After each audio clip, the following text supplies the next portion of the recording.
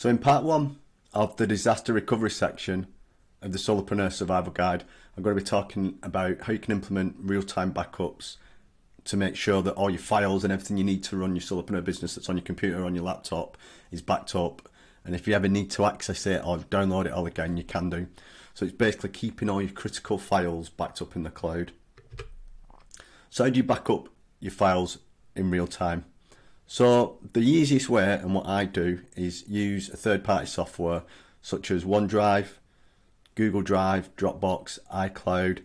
So for me, I'm a bit of a Microsoft fanboy, so I pay for Microsoft Office, which I think is £7.99 a month, £7.99 a month, and that gives you access to the OneDrive app, and it gives you a terabyte storage up in the cloud.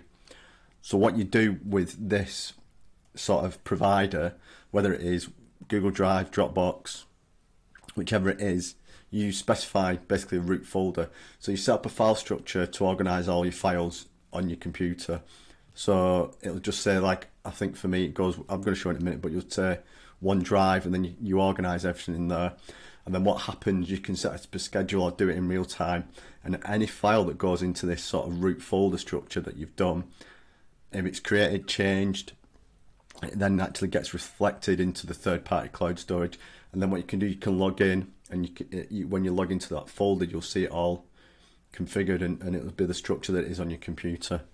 Now the great thing about this is it's just got easy access. As long as you've got an internet connection, you'll be able to go and get these files. So these are one of the things that I love about this one, is it's very, very easy to implement. It's very, very easy to set up. It's installed, and you don't need any technical knowledge. And what it also gives you is this flexibility of being out and about.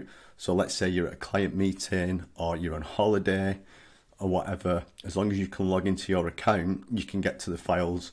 So let's say you're away and you're a freelancer, and you get an email off one of your potential customers, and they say, we want to work with you, but can you just revise the last quote, the last invoice you've done?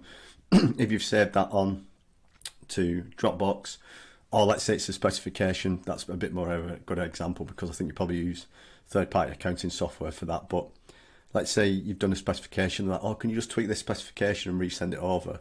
All you need to do, go to an internet cafe or whatever, use the computer in the hotel, get the file, make the changes, send it to the customer, and then you can back upload it to the cloud.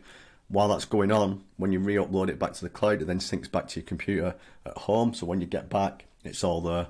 So I think this is one of the easiest ways to implement a disaster recovery option on your computer straight away.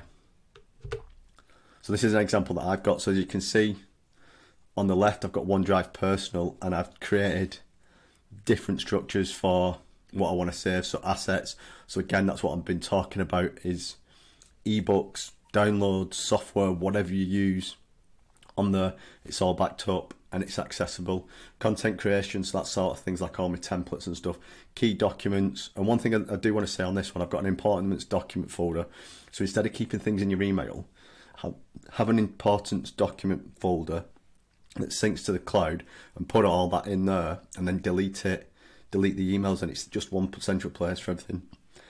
So as you can see, it's just a very, very simple way of organising everything that you've got, and it's synced, and you never have to sort of worry about losing data or losing assets. It's always there. So if your computer does go down, yes, you may not have all the software you need, but everything that you want access to is there. It's up and running.